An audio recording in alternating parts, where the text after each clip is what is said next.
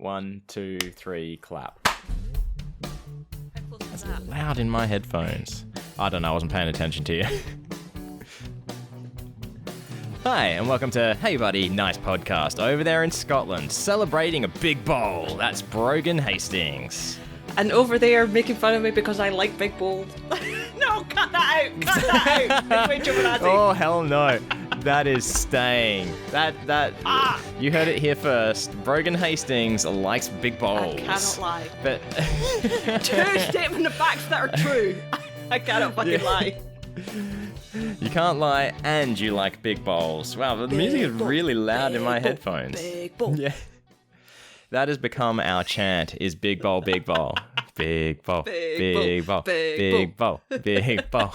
And that's because there's been an array of cheese bags who have come to our support. Not in the way of like we're like being like accused of murder and need defense or something like that. I mean monetarily on Patreon. And every time I get an email, or we get an email, like Brogan has access to the email as well, but every time it goes through to the inbox, I take a screenshot, send it through to you, and then we start the chant of big bowl, big bowl. I think we did it like 2 or 3 times, like not on purpose. And then we were just like, we're just going to keep this. Yeah. That just kept on going, yeah. It became our bit. Yeah. You send me the screenshot, I send back the name with a lot of exclamation marks, and we both say big bowl, big bowl, big bowl. Yep. So just know that if you become a patron of Hey Buddy Nice Podcast, I will screenshot the email, send it to Brogan, and then we'll have a big bowl celebratory chant. Yeah. Just know that it will happen every time. And we have to give a shout out to our very first patron, the first person to jump on that, and that was Ranchan. You know, friend of the show, has sent in art crimes before. And did you hear that? I did. Badung? Okay. And again. That's fine. I'm good.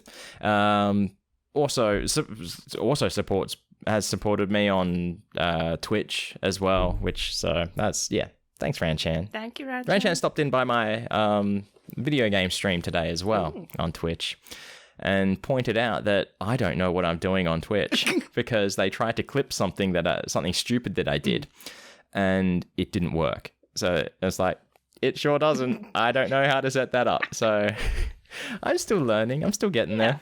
Man, I really can't hear you, but I can hear myself so loud. Let me just mess around with my audio for a sec.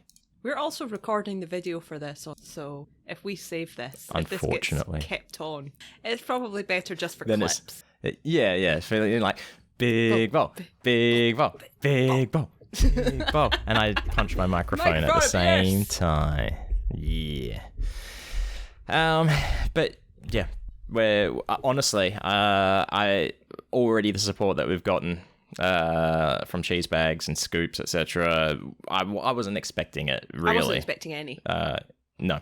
Honestly, I was expecting my mother, who hasn't had nothing. I did get an email notification though saying that my mother has subscribed to $5 level on Patreon. I'm like, oh cool, I'll have to send that through to Brogan. Then I went to look for it and it wasn't in our emails. I'm like, what the hell? Did she already pledge and then delete? Man, what the hell's up with my mother? But then I realized it was the not so good at this Patreon, and she was just changing her pledge. So I can't complain. She's still giving me money. All right, okay. Because I think she changed it down for a month and then went back up. Okay. So yeah. My mum doesn't know if she's allowed to look at it. At the Patreon. She's like, I don't know what I'm allowed to look at and what I'm not. Because bear in mind, when we first started this, like my Instagram was locked. You know, you had to request a follow.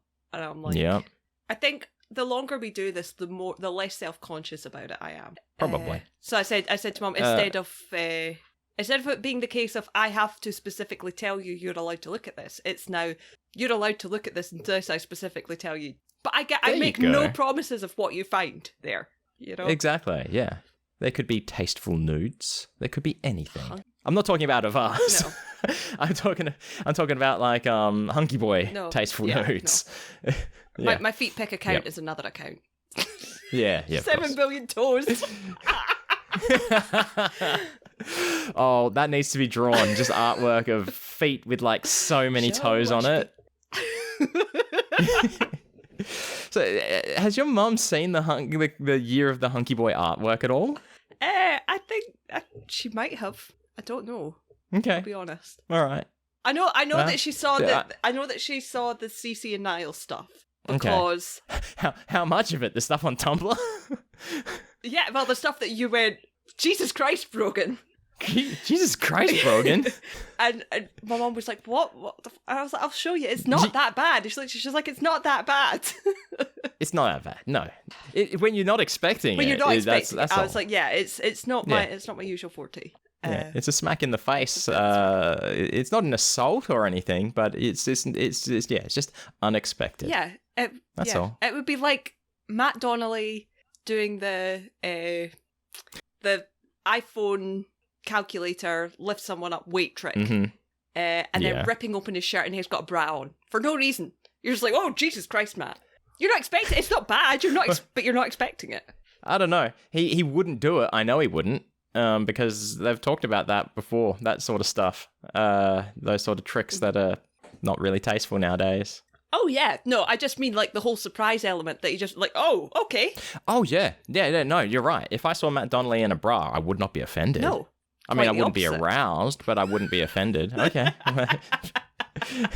Maybe I would. I don't know.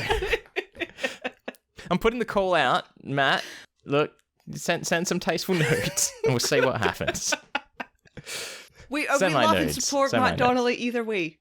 Yeah. Tasteful nudes or not. What about Jacob then? What if Jacob was the one in the bra? Audio guy in our hearts. Yeah, I mean, I don't think it's his style. I don't think he needs it. I think Jacob is more of a pasties. Jacob is definitely more of a pasties. Jacob is more of a pasties. Whereas Paul, he's just like, he's let loose. Oh yeah, that's nothing under. No, there we go. Yep, nothing. I love these boys have suffered enough. I will not be drawing this. Oh God, I will. There was something. What was it? I posted something, and Slaking replied to it with that photo manipulation of Matt's face on Sean Connery's body. And what was it? What's that terrible film? Oh, where he's wearing like the red G-string thing. Yeah. It's like look better Outlander, something like that. Yeah, something like that. I know what you're talking about. And I was like, do I draw Matt Donnelly in this, or has he suffered enough? I'm like, he has suffered enough. Hey, look, he's worn the singlet in he's paid 50 his Shades, dues. the musical parody. He's served his time. Yeah, he's done. He does no more is needed. I'm watching a television show at the moment with Tom Holland, where Tom Holland is in prison. Oh. I don't know how much I want to talk about it because it is spoilery. He looks like he would walk into prison and be snapped like a twig immediately. Oh yeah, especially this character. Look, I mean, it's not really spoiling anything unless you know nothing about it. I don't know anything about it, but I don't know what TV show you're talking about. It's called The Crowded Room. Heard of this right? One. Okay. I'm just gonna look. I'm gonna hit the spoiler music anyway, because I want to talk about it. Is that too loud for you? It's very loud for me. Okay, we'll leave it as is then. If it's too loud for you, turn it down. No. So it's called The Crowded Room. I've already got my audio levels set nicely now. So Crowded Room, right? And starts off Tom Holland and a girl there in Rockefeller Center, Rockefeller Plaza, and he pulls out a gun and she's like, shoot him, and he can't do it. So she grabs the gun and starts shooting. And then next thing you know, Tom Holland is arrested. They can't find the girl. That's how it starts, right? That's how Tom Holland ends up in prison. And I think the first thing Kez said was, the crowded room is his head. Suggesting multiple personalities. And it has said it in the credits, opening credits every time, based on the book, The Minds of Billy Milligan. Billy Milligan, is that his name? I'm lost now. I think it is, yeah, because the character is Danny Sullivan, and I'm like, oh my god, they've just said his name for the 100th time, and it's just clicked in my head, Billy Milligan. I know who that is. Yeah. So it's based sort of on a true story, where, yeah, this guy did have X amount of personalities in his head, and it's about that, and it's a slow progression in the show, but it's not like Fight Club where it's a sudden reveal. Yeah. There's clues there like the whole time. And yes, and what's hilarious is Split, James McAvoy is also British, is he not? Yes. And one of his Scottish. Oh, okay. Wow, my bad. Never mind then. I was going to say, because one of his characters was British, but in this, one of Tom Holland's personalities is British, and he just starts talking with his normal voice, because through the whole show he's speaking with an American accent. But then he has to try and let it break a bit to the American accent coming through, and he does a good job. Yeah. I just thought I'd talk about that show because I've been watching it, so I'm ending the spoiler music. But also, it kind of leads into a brand new segment on Hey Buddy Nice podcast. What has Brogan Hastings been watching besides The Nanny? What has Brogan Hastings been watching, parenthesis, apart from The Nanny? Exactly. Yeah, I did actually start watching something because with The Nanny, I realised I could put... You and I had talked about this, where I was like, oh, I can't watch it on my thing. You're like, put it on a hard drive and plug it into something, you idiot. Yeah. I was like, oh, did I say that's that? a good idea. You idiot. Yeah. And since I've unplugged my PlayStation 5, I no longer have access to Crunchyroll. It's not that I don't have access to it, it's that I need to access it through the PlayStation, which means I need to plug it in, which is a lot. I will do it eventually, but... Is Crunchyroll a paid subscription? Yes. Oh, wow. So you want to get that up and running again. It's have you still not plugged your PS5 in? It's like £3 a month. And you haven't hooked up your PlayStation 5 yet? No. Again? No. Wow.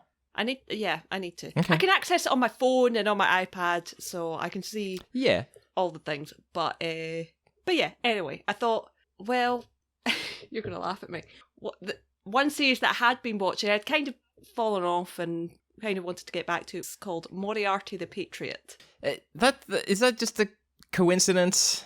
I had been watching it already. I kind of, but yeah, I really wanted to get back to it because I'm on the whole Moriarty kick. Yep. All right. But you had started that before The Nanny. I had. And knowing that Danny Davis was in Star Trek as Moriarty. Would I have gone back to it if Danny Davis wasn't Moriarty and all that kind of things? I don't know. I will say I do enjoy it.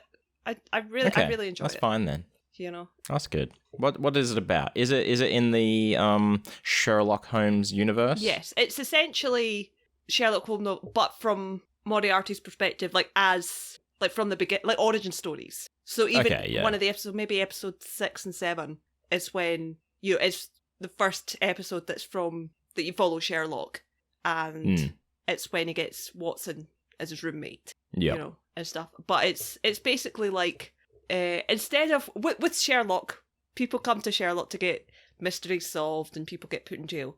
With Moriarty, it's like people have been wronged and these people must die. I'm going to give you the means to kill them. Hang on. So let's say you're Moriarty. I'm someone who has been wronged. Yeah. I approach you and you help me. Okay, you have been wronged. Let me give you the scenario. You have been wronged by an aristocrat. So one of the situations is this couple worked for this lord whatever. Big story. For the sake of the story, it is going to be Lord Donnelly. Lord Donnelly. 3-year-old son, whatever, is deathly ill. There's a storm. The doctor is not in the village. Take it up to the mansion. The aristocrat's like, nah, fuck off, your servants. So I'm like, oh, Lord Donnelly, please, my 3-year-old son is dying of, I don't know, the plague? Yep. Is that the wrong era? Like that. Yep, the plague. Please, sir, please help my poor child. The doctor is not in the village. And Matt Donnelly says, fuck off. You're poor. Okay. Fuck off. I employ you as a gardener. Can I at least see you in your brassiere? So that happens. Then Moriarty finds out about this and is like, This dude needs to fucking die. But, I mean, come on. This aristocrat man, Lord Dude, Lord Donnelly, it's not like he's just not helping. That's all. Oh, like, viciously mean about it. Like... Okay, that's fine then. Like, disgusting human being. Yeah, kicks him down in the dirt. This is the thing we know spits about. on the child's face. This is the thing we know about. That's the thing. Okay, all right. You know, so this lord takes heart medication and he grows exotic fruit. So they start feeding him grapefruit. Which, if you don't know, grapefruit... Wait, he takes heart medication or does he take antidepressants? He takes heart medication. He has a heart problem. Okay, because grapefruit is not good for him if he's on grapefruit fucks, but he's never had grapefruit. He grows grapefruit. He's like, I just thought they were nice to look at. It's like, no, here's grapefruit jam, here's grapefruit juice. You know, take your heart medication, wash it down with grapefruit juice. You like big bowls, he likes big balls of fruit. Yeah, pretty much. Or that's probably the most tame example. The other one, there was a guy who just let people loose on his ground and hunted them for sport. Yeah, hunt people for sport, yeah. It's a common story. Yeah. You know, stuff like that. I think it's happened to Jean-Claude Van Damme before. I think it's also happened to Ice-T, where John C. McGinley was trying to kill Ice-T. True story. Well, you know, true story in the sense of it was fictional universe of a movie. And within the context of the story, true story. Yeah. But yeah, so things like that. It's like once these people are dying, that's when their crimes comes out, that kind of thing. So consulting criminal, Moriarty. So, but that means one of these, let's say Lord Donnelly, right, doesn't die by the hand of Moriarty. He then has the right to approach Moriarty and say, I've been wronged by Moriarty. No. No? Oh, come on now. I think it's fair game. The person always dies. Yeah, right. But if they ain't leaving didn't, that shit to chance. Because it's not exactly a Robin Hood story here. I mean, Moriarty's not a good guy. The whole point is that the world is imperfect. The world is full of people who are evil.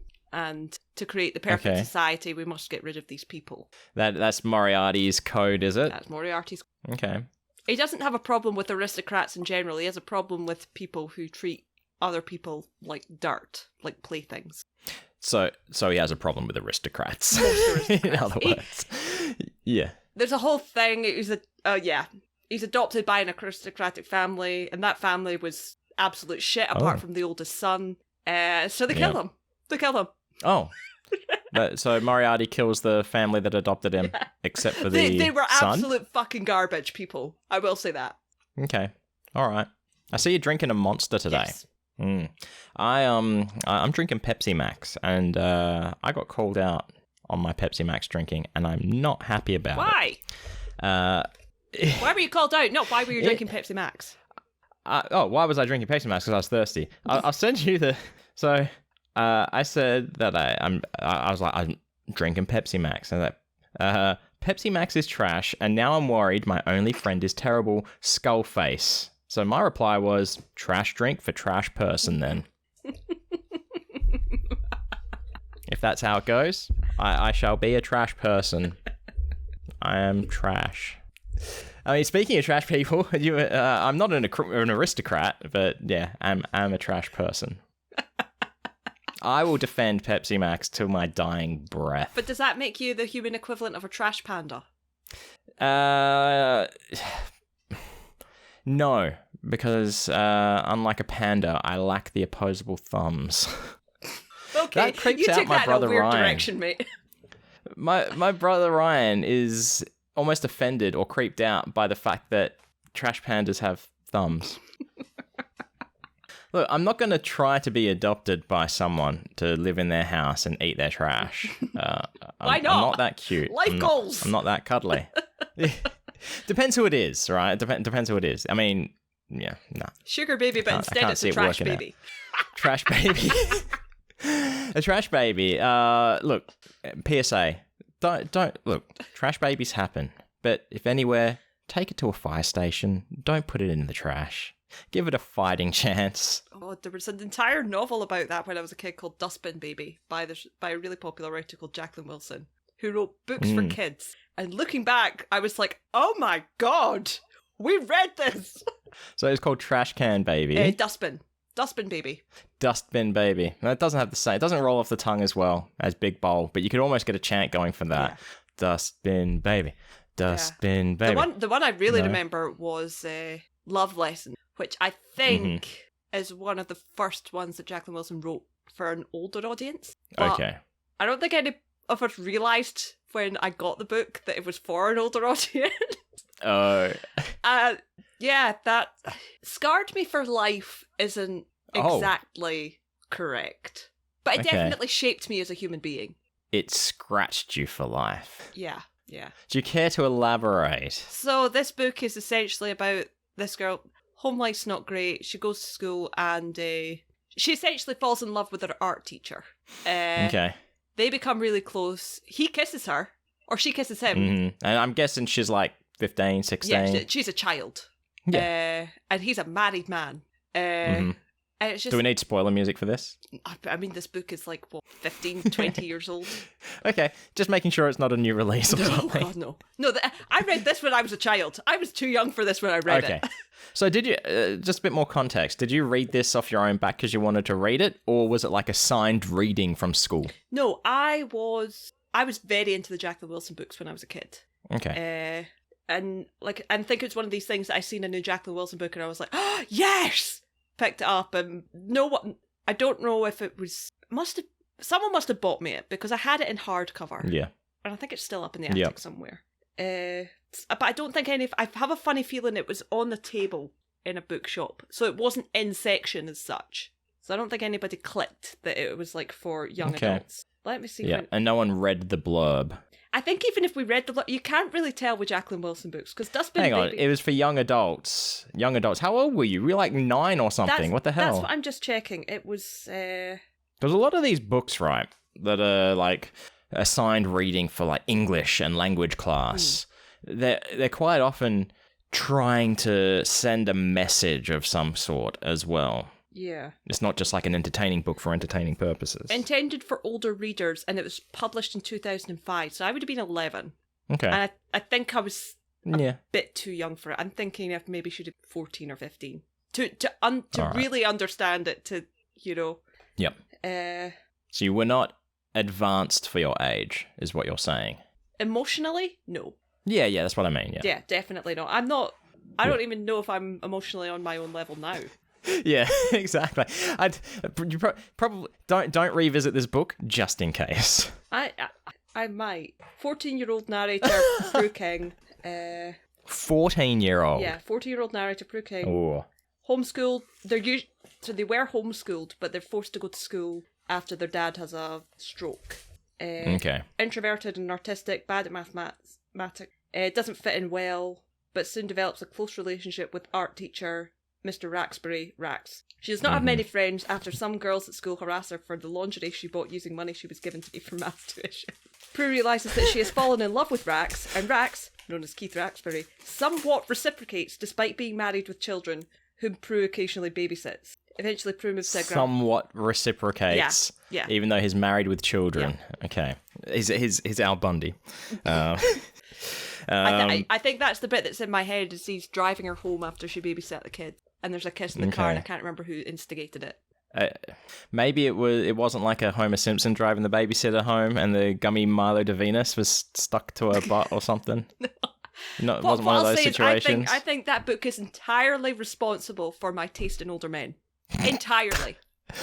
But it's meant to be a warning book, isn't it? Too young. Read it too young. You need to maybe you do need to reread. Oh no, I'm not saying that. You do what you want. You like what you like. That's fine. Yeah. Cool. See, I didn't read much, as you can tell by my limited vocabulary. Hence why we have a segment on Hey Buddy Nice podcast dedicated to learning new words. But the only book I ever completed for school reading, which was mandatory reading, it was called Water Wings, and it was by an author who always would write children's books or young adult and stuff like that. And in the first 2 chapters, the main character's pet hamster dies, and then the rest of the book is about some woman wanting to die. Awesome. Yeah, that's right. But has cancer, but is pushing the euthanasia debate and stuff like that. So it's like always trying to push a message. That's the only book I fully read because I felt like if I didn't, I wouldn't be able to fake my way through doing the assignments. Whereas usually, like it's not pre-internet, but I never had the thought to look online for like cheat notes and stuff. So the rest of the time I was just winging my way through book reports and stuff. It's like, oh yes, this horse girl book was about a girl and a horse. The girl was in a wheelchair and had horse therapy.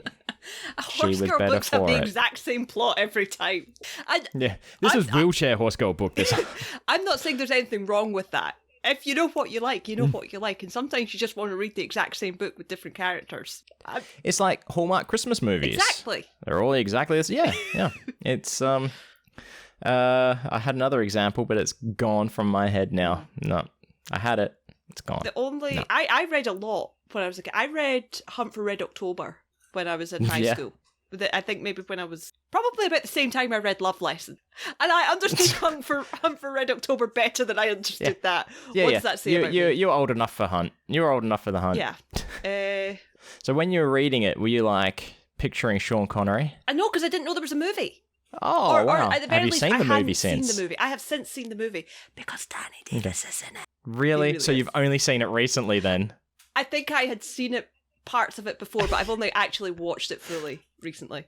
It's a good movie. I've never seen The Hunt for Red October. At any point at all, does Sean Connery said, "We're now on the hunt for the Red October"? No, because he's on the Red October. They're hunting him. Oh. Okay, wow. Does he ever say, "Now they're on the hunt for the Red October"? My Sean Connery faded a bit there. No, it doesn't, sadly. Damn it. I know.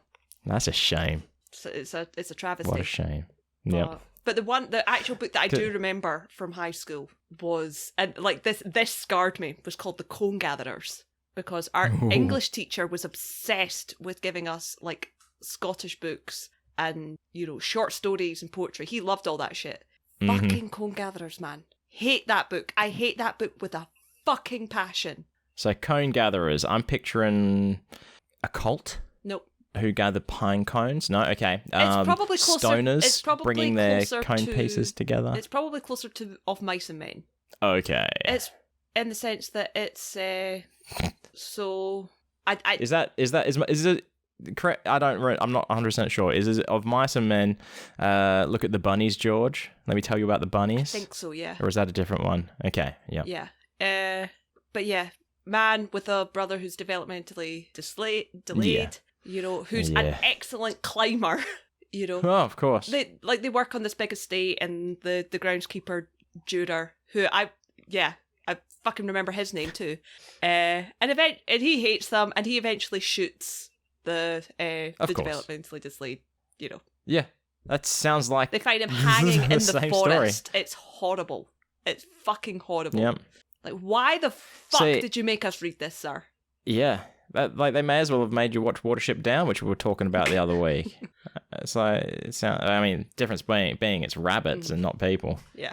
I mean, I've had people, I don't know if it was just, if this is a person I knew. I started, maybe about 5-7 years ago, I made a post on, or I reblogged a post on Tumblr, and it was like, what is the one book from your English class that you would burn or whatever? I put in the text Cone Gatherers, and somebody messaged me and says, "Don't ever mention that fucking book to me again."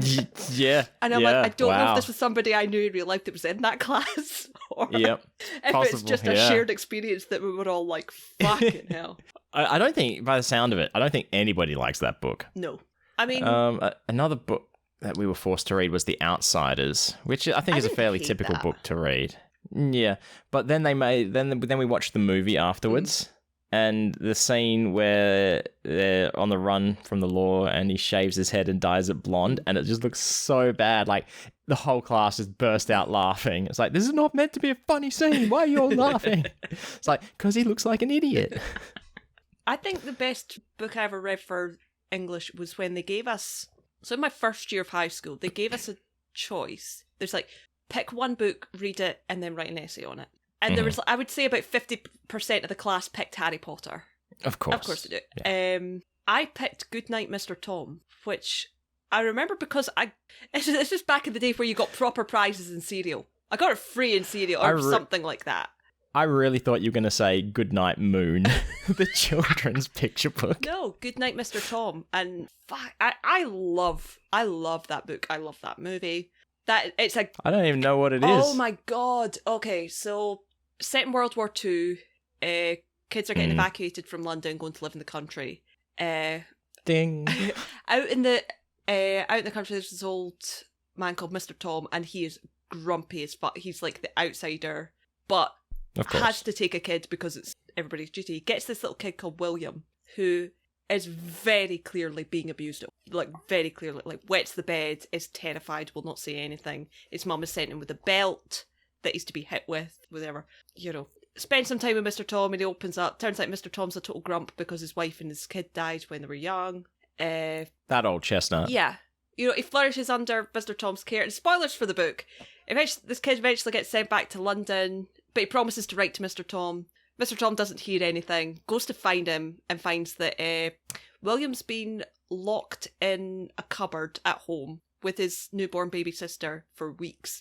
The baby sister's dead. But it's just been abandoned by the mother, who obviously had mental health problems, was very religious, just was not there. So he saves William, and he comes back, and he lives. It's just a really, really good book. Happy ending. It is a happy ending. Question mark? Oh no, it is a happy ending because I think if I remember the last. Not for the dead baby, it ain't. No, I know. It was hard because it like that was the thing. He was like, I tried so hard to. It's like, I know you did, baby. I know. You were locked in a cupboard. You didn't execute. It's also not the ending. Like, sure, maybe the book sounds like it's got a happy ending, but that is not the ending. That's not the ending. That kid. Oh, okay. The end. Do they go into the kid growing up and having all this traumatic experiences, life experiences, and suffering with PTSD? I don't know, because the book ends with he's been back with Mr. Tom for a while. Because it does go through the PTSD. Goes, like, he had to go to a hospital, and you know, because that was the thing. They took him from the house, put him into a hospital, and then Mr. Tom kidnaps him from the hospital because he's like being abused at the hospital. Of course. And they track him down, and they're like, you know what, this kid's actually much better off here. And the last scene of the book is he's learned to ride a bike, and he's like, Dad, I learned to ride a bike, and it's like, he calls him Dad. It's so cute. And Mr. Tom's like, hey, you're dad, kid. No, wait, how old was Mr. Tom? Fucking thrilled. You say old man Mr. Tom. Was he like probably in his 30s or something? Oh, no, like in the movie, he had white hair. Okay, but Steve Martin's had white hair for like ever. Like grizzly since old his 30s. Man looking. Let me see. All I can think is ground control to Mr. Tom. The kid's locked in a cupboard with a dead baby. It is a good movie. Good night. I can tell you now, I'm not going to watch it. No, I know you. I know you're not. Is it a Scottish movie? No, it's not. Or Scottish book? Okay, just asking. I'm already sharing screen, so I probably can't see your screen. I don't know how. Ooh, apparently I can. You'll have to turn your sound sharing back on. There, do you see what I mean? I can see. Yeah, yep. It doesn't look... when was this movie released? 1998. Okay. Yeah. Good night, Mr. Tom. Okay. Good night, child. Don't try not to think about your dead baby sister. There's a cute dog in the film as well. Does the dog die? No, the dog does not die. The dog protects them. Good. Dog should not die. Otherwise, it's a failure of a movie. Exactly. Mm-hmm. With the one exception being John Wick. Because that's exactly what should happen when a dog dies in a movie. Yeah, that's exactly right. I think I need to go into some coffee talk. Oh. Yeah, I don't know if I've got it queued up anymore because I accidentally deleted it. Oh, here it is. No, I'm getting a warning message saying no can do. No can do, buddy. No, doesn't like it. I accidentally deleted shit on my Stream Deck while I was setting up your memo for later. Which good thing I made a backup of it recently. Yeah. What was I supposed? Coffee talk. I'll insert it post production. There we go. Oh, coffee talk thing. Time for coffee talk. Saving those turtles one straw at a time. Yeah. See, who needs music when you've got me? Yeah. Exactly. It's time for coffee talk. Saving those turtles one straw at a time.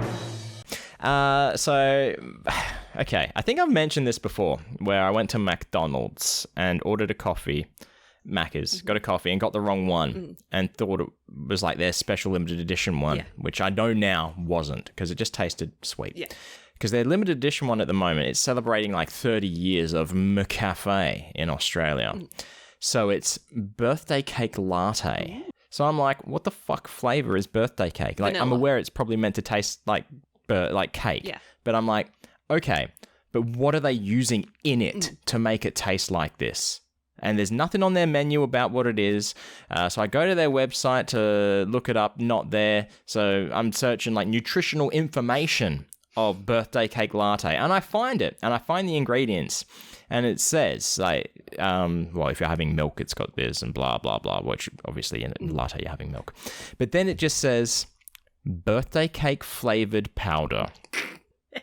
And that's it. Like, what the fuck is that flavor? That is not, like, I need to know what chemicals it is. I mean, it's the most American thing ever, because Americans love birthday cake flavoured stuff. Yeah. But to me, it's just vanilla. Like birthday cake Oreos and with sprinkles. Yeah, vanilla with sprinkles. Is about it, which is vanilla with sugar. Yeah. That's, yeah.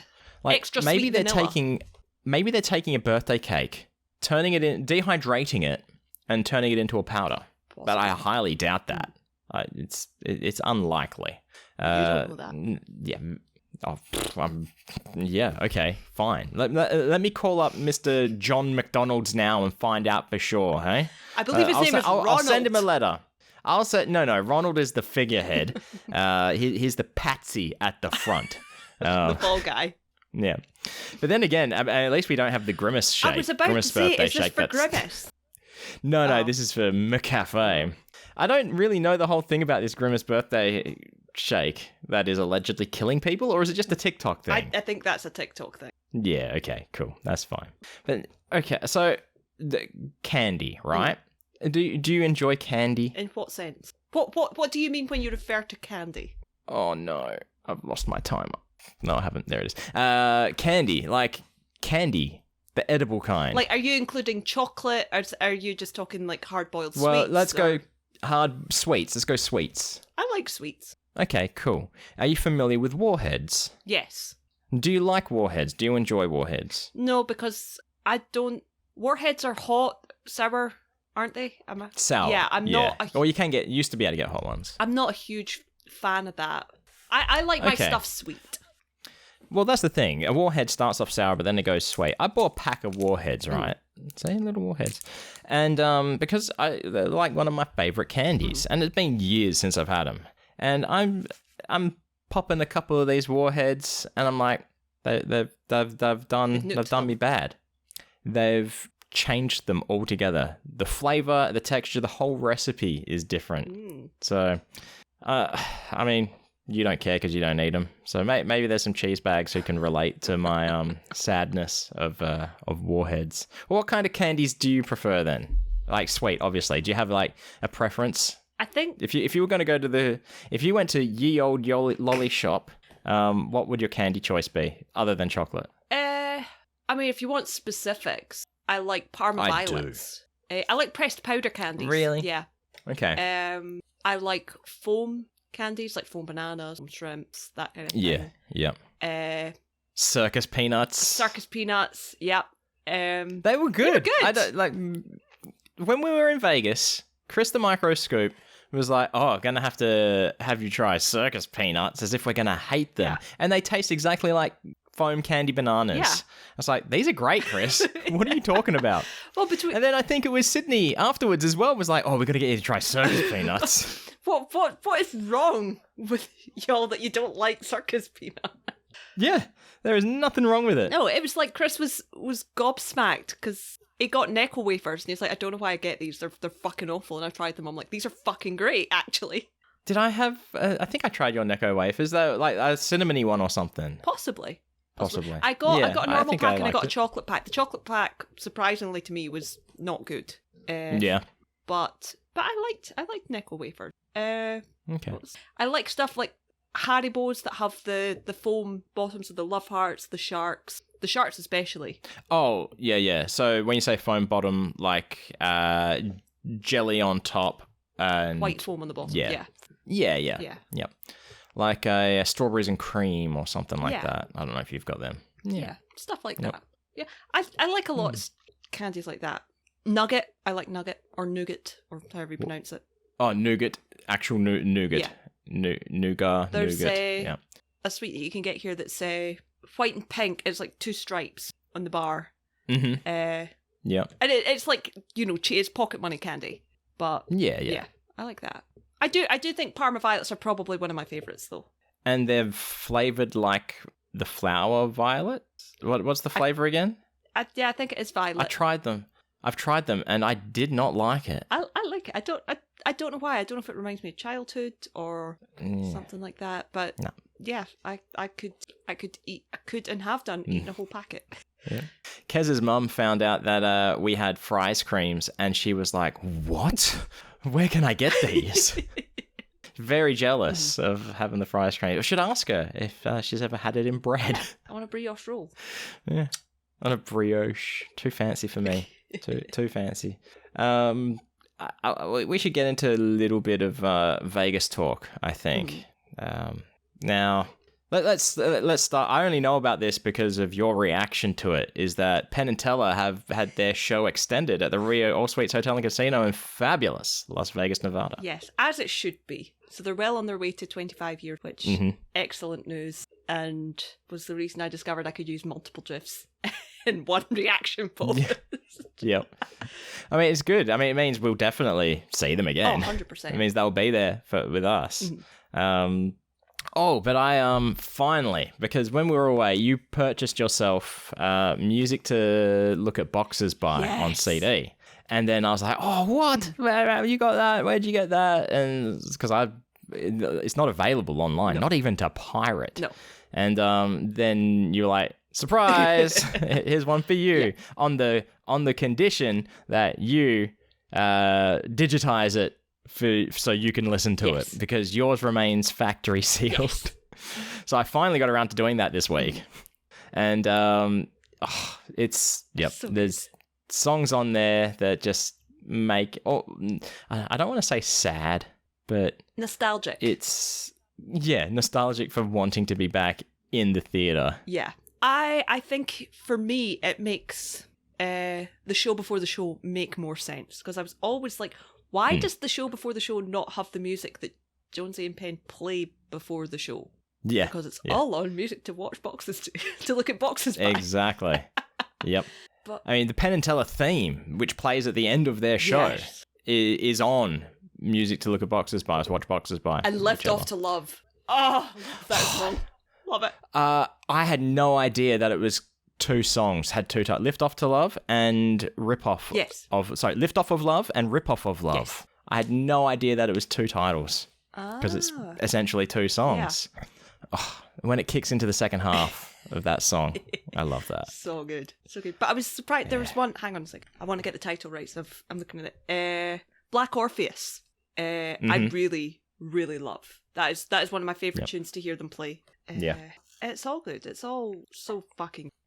Did you also notice I included scans of the CD and the jacket? I did! Because I know that you weren't going to open yours, so I was like, I'll take some scans and send them as well. That CD print is just... Teller's on it! My boy! Yeah. And Jonesy, he's laying on it, like on the cover, Jonesy looks fine, but when he's laying on his back on the CD, he looks a little more cuddly. Yeah. He looks a tad cuddlier. I do. Yeah. I'm looking at the back of the CD right now, and Teller sitting in that wooden box is the cutest fucking thing in the world. But yeah, I was listening to that in work. I was like, I want to be back in the Penn and Teller theater. Yeah. But also in Vegas news, we kind of saw the development of this over the last couple of years, is the Madison Square Garden Sphere. Oh my God. being built. I don't know how I feel about it, seeing I was not aware that it is staying turned on 100% of the time. Is that the deal? Is that what's going on here? I think so. I mean, I don't know how much power that thing's used. It's fucking Christ. Oh, yeah, of course, that too. For those who don't know, it's a giant spherical arena, and it's made up entirely of screens on the outside, which is just constantly playing things like videos and images. The thing I can compare it to is, you know, that big tower that my comics were on in Perth? Yes. Kind of like that on a humongous scale. Yep. And I feel like it might pay off. Like, in my head, it makes sense that they should do that, like a community thing as well, and put community art on it. Considering that Vegas is very much an artistic town, you know, which we've seen, you know, shops with art by local artists. Exactly. Stuff like that. Yeah. And but at the same time, they have something very similar in one of the malls. And it's not the fashion mall. I think it's Resorts World, actually. That they've got a miniature sphere like that where they put adverts for stuff all the time. So they've got like templates. Okay. Yeah. But I'm not even talking, I'm talking about like, just local artwork with the artist referenced, tagged. Yeah. That's all. Not, I mean, I don't know how that would work on a sphere. It's gonna end. I don't know how it would look. Well, I didn't know how it was going to work on a cylinder for my comics, but it worked out. But yeah, I mean, obviously, you'd have to curate your content for it. Yeah. And no doubt, it's going to go advertising at some point. I mean, technically, it already is, like with the NBL basketball for the mid-season competition that's just going to be happening, and the G League competition and stuff. I think right now they're just having fun with it. Death Star, giant eyeball. I don't think that Death Star was an actual one. I think that was photoshopped. It didn't look quite right. I did wonder. It looked a bit strange. Yeah. But with the giant eyeball. That's definitely real, and it's creepy as shit. Yeah, it's creepy as hell. Like, to see that on your flight in or out of Vegas, that's going to be like, oh, the creatures from the depths of hell have started to rise, especially if you aren't aware of this place.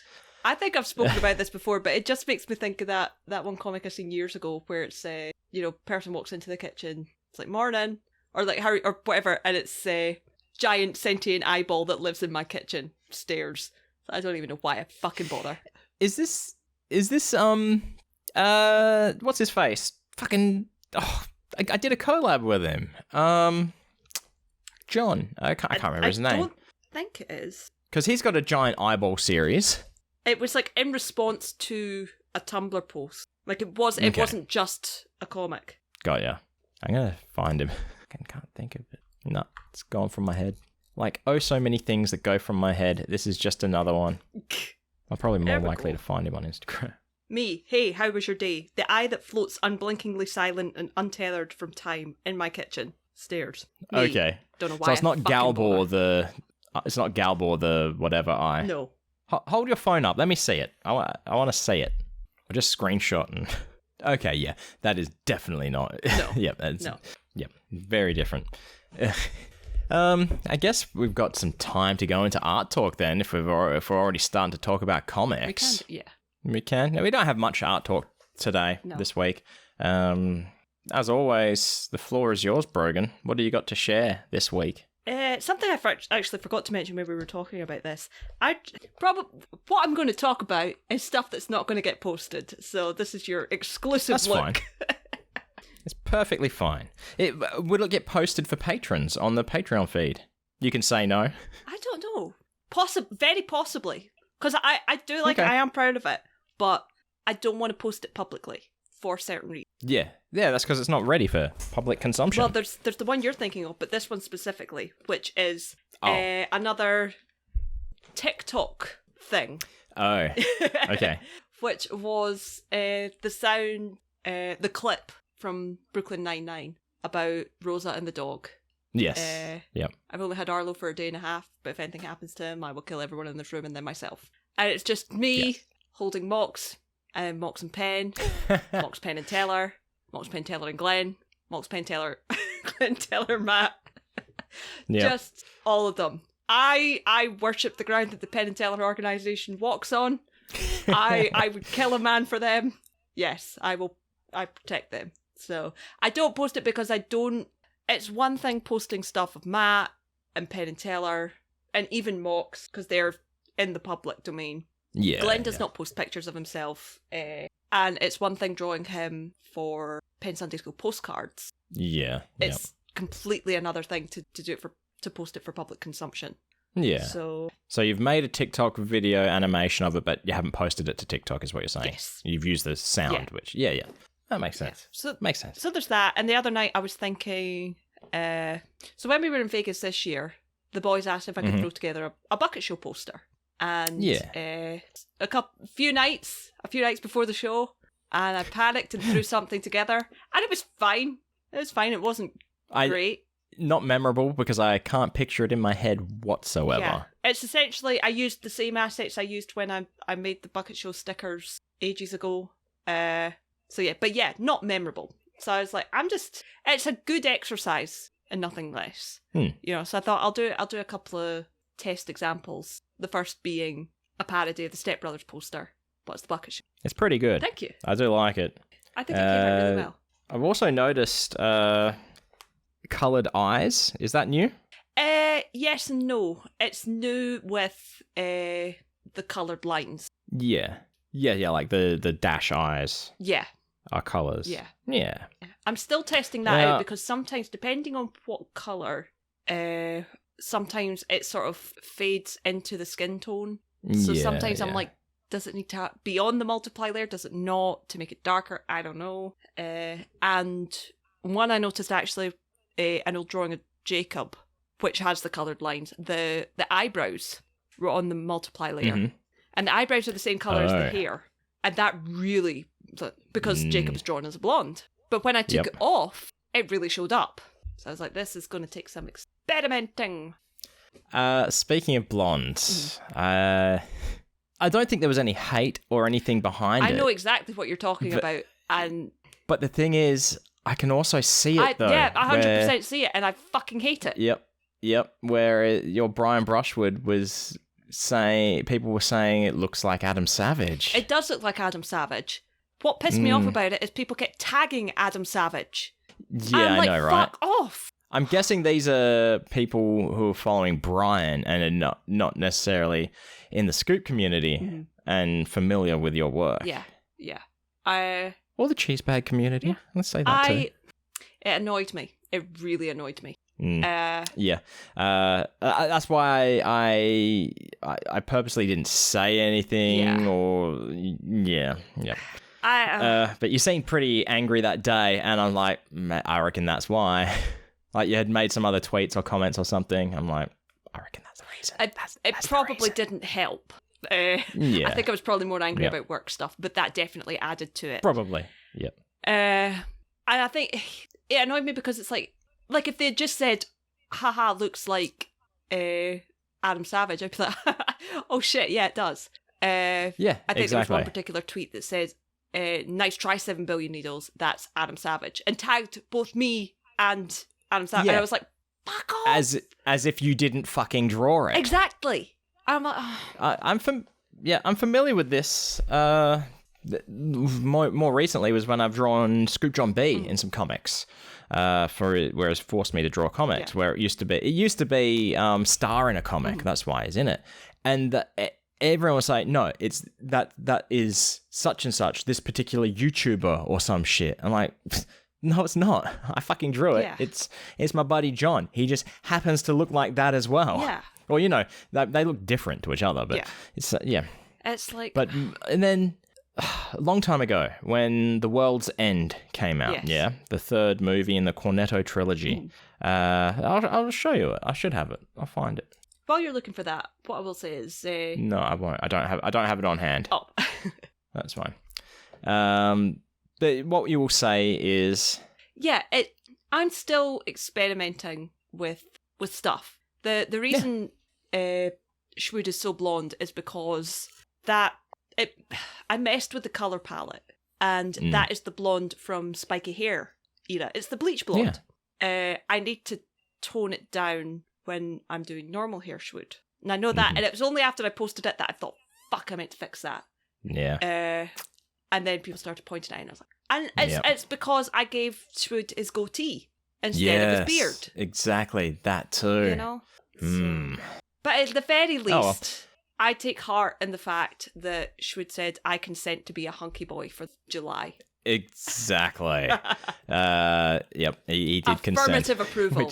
Yeah. So at the very least, if there are no other printed calendars.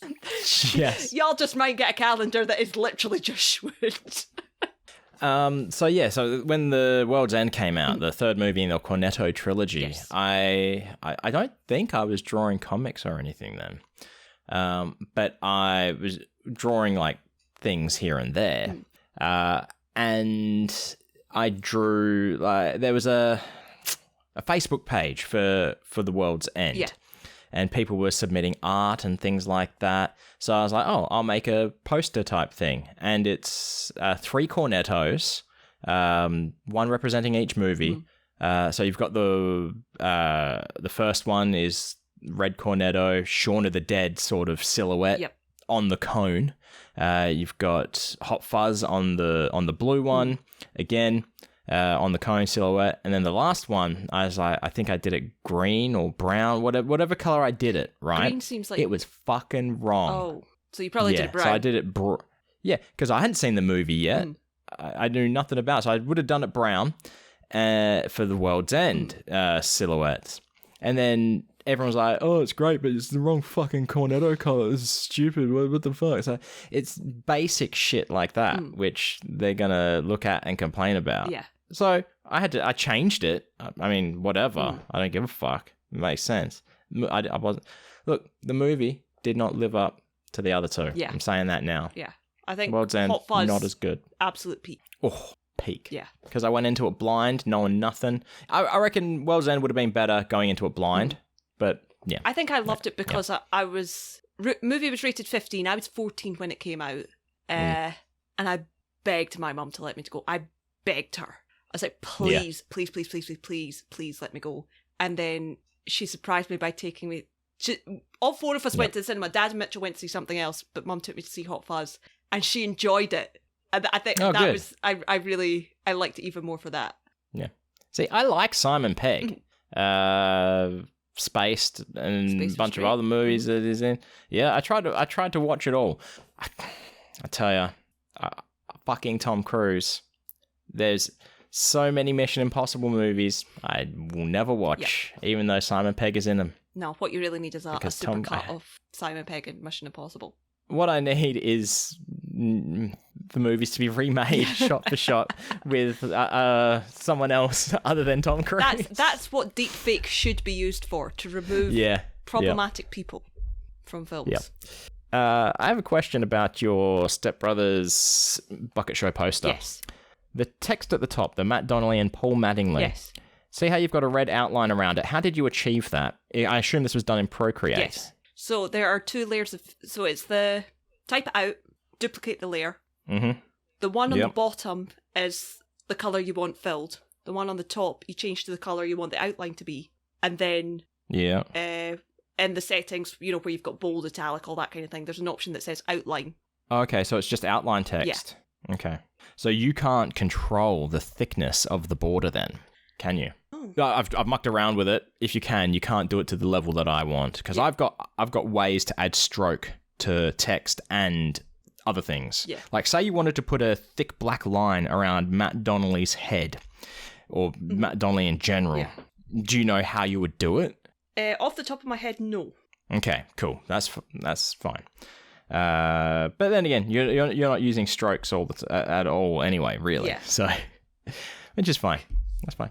I was just interested to know if you knew a method that I didn't. Yeah. That was all. Yeah. All right. Have you got any other arts to talks about? I don't think so. There's stuff, again, I'm working on and that I keep thinking I need to do that, and I will do that this weekend, and then I don't. Yeah. Preaching. Although I did manage to, I did stream this weekend. I did draw a couple of comics on stream as well. First time I've drawn in a while, just a 3-box comic, square box comic with characters just talking, as opposed to like the last panel having a reveal or something like that. Yeah, which used to be basically 99% of my comics. So yeah. Speaking of which, it's not going to be those comics talked about this time, but it is time for the podcast within a podcast. The Not So Good at This podcast. Not so good at this. The first comic we're looking at today is comic number 431, working title, Jesus Saves. It's 3 panels long, and in the first panel we see some kind of street preacher holding a giant cross, and someone's approaching him, and the street preacher is shouting, Jesus saves! In the second panel he continues, convert now and reap the rewards of our Saviour. And then in the third panel, the person that he was preaching to has come across a building called Jesus Savings and Loan, and then the quote says on the building, he died for your financial sins. That's the comic. And that comic is big thanks to patron Jobeth B, who only banks with Thor First National. Yeah, I like that one. There's that one. It's okay. It's not my favorite. Not so good at this. And the other comic we're looking at today is comic number 432, working title, Long Time, and it's 4 panels long. In the first panel, we see a touching moment between a mother and a child. The child is handing the mother a necklace, or what looks to be a necklace, and the mother is saying, "Oh, sweetie, I love it." And in the second panel, the mother has put the necklace on and is admiring it and says, "I'll wear it forever." And in the third panel, the child responds, "Forever is a long time, mother." And in the last panel, the child, clearly possessed by a demon entity, is floating in the air, eyes pitch black, tentacle arms bursting from the nightgown. A long time. That's the comic. And that comic is big thanks to Andrea A, who understands the plight of the ancients, whatever that means. I have a slight question about this comic. Yes, Were you shoot. inspired by Treehouse of Horror by any chance? No, I was inspired by myself. Oh, no, like not 'Cause not for the concept, but for the design of the last panel. Oh, it looks a bit Kodos and Kangi, does it? It reminds me of that episode where Maggie is the daughter of Kodos or Kang. I can't remember which. Yeah. No, not at all. No, because I have a similar comic where it's little child standing on the bed. It's like, Daddy, there's a monster under the bed. And it's like, oh, sweetie, don't be silly. There's no such thing as monsters. And then the child is basically in that same pose, and it's like, oh, isn't there, or something like that. I can't remember exactly. But Tentacle Child, I like Tentacle Child Monster. So we're at about time. So I guess it's time to do the the Patreon obligations, isn't it? It is. For the First time. First time. Big bowl, big bowl, big bowl, big bowl, big bowl. Who would you like to thank today, Brogan, for being a kind supporter of Hey Buddy Nice podcast? I would like to thank, with all my heart, Jobeth Bowers, Judgmentalist. Okay. Are we saying both names? Well, I reached out and he said Judgmentalist. Cool. But everyone knows Jobeth has been on the show. Friend of the show, Jobeth Bowers. Friend of the show, Judgmentalist. Runner of Elton Magic, my boss, my friend. Technically, you're on the payroll of Elton Magic, and well, technically, we're both on the payroll now of Elton Magic. There, because really, patrons are the bosses, aren't they? That's very true. Yeah. So, and another person I would like to thank this episode is patron Andrea Anderson. Andrea, I've reached out to ask you if that's how you would like to be thanked, as Andrea or any other name. See, the thing is, when you become a patron, I'll send you an email from Hey Buddy Nice podcast, and I'll ask you, how do you want to be referred to on our cheese bag section of the website, during the show, depending on what level you support at. And I say, look, it can be your real full name, your screen name, your stage name, your scoop name, your cheese bag name, all of the above. I don't care. We don't care. We'll say all your names. I'm reaching out right now. That Dr. Jim becomes a patron. That's who I'm reaching out to right now. King Lord Mr. Dr. Jimothy Joe Mystical Joe Bartholomew, Esquire the Second or Second. I can't remember how it goes now. It's been a while. His Majesty. His Majesty. Yes. Royal Highness. His Royal Highness. But yeah, if you would like us to say your name, I don't know why. It's just an extra benefit. It's fun for us, that's all. But if you would like to have bonus content, for example, it used to be available for everyone, but it's patrons only. Bonus content which we cut from episodes and we record before and after. Patreon.com/nicepodbud. That's all. Just check it out. There's 3 different tiers there, and a secret tier which we never talk about and never will. That's awesome, but that's fine as well. If you really want to support us, the best way to do it is sharing the show with people. If you see us on social media, interact with us. Keep up the conversation, basically. Sharing posts is how other people see them. Like, you might know people who don't know us, and that's great. They might like us. If you think they won't like us, don't share it with them specifically. Specifically, leave them out of the full circle scheme. Is that what it's called? But you can also email us admin@nicepodbud, or go to our website nicepodbud.com, which I need to talk to you about after this, Brogan, because I had my time frame wrong for our web hosting, because that expires sooner than we thought. So the website might disappear for a day or two, or if you have anything that you want to say to us, share your art crimes. We haven't had a user submitted art crime we had one a couple of weeks ago. We enjoy user submitted art crimes, so send them through. But you can also support Brogan financially directly by going to, what's the website again? I always forget. 7billionneedles.com. It's the number 7, the word billion, and the word needles. I don't really forget. I just like you saying it. Yeah. But look, for me as well, best way to support my comic is if you see it on social media or in the wild, tag me, or if you see it posted by someone else, or retweet, thread that shit. I don't know if you're on Threads. I don't know how that works. I'm on Threads. I don't know. I mean, I'm not coming. I mean, we're staying on Twitter, if for no other reason than Elon Musk will not win. Of course. Yeah. But also twitch.tv/Wayne Geo. That is what would really support me at the moment. If you can drop in on some streams, if you go to the schedule there, you can see when I stream my comics, and then I play games randomly. Like this morning, I did. I say this morning for me, won't be this morning for you necessarily, but yeah, check it out.